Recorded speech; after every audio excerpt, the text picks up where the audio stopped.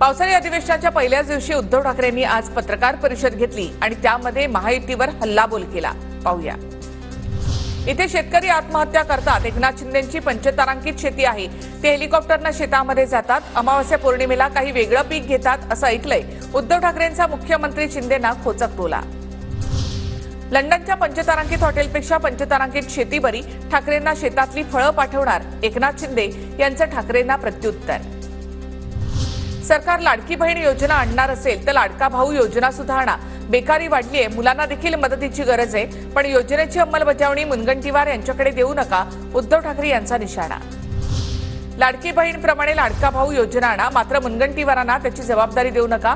ठाकरेंचा टोला तर बोलणाऱ्यांचे भाऊ कुठे आहेत, शिंदेंचं ठाकरेंना प्रत्युत्तर। उद्धव ठाकरे हे टोमणे मास्टर, आम्ही पुन्हा एकत्र येऊ शकत नाही, राजकारणातली सभ्यता म्हणून चॉकलेट दिलं, सुधीर मुनगंटीवार यांचं प्रत्युत्तर।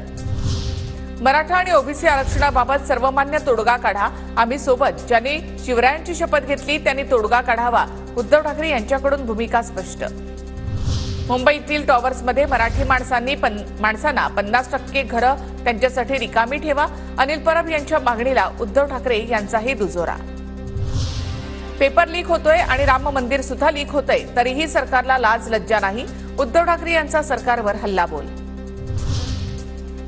विधानसभा निवडणुकीमध्ये आम्ही तिसरा उमेदवार उतरवणार, उद्धव ठाकरे यांची घोषणा। विधानसभा निवडणूक बिनविरोध होणार नाही असं स्पष्ट।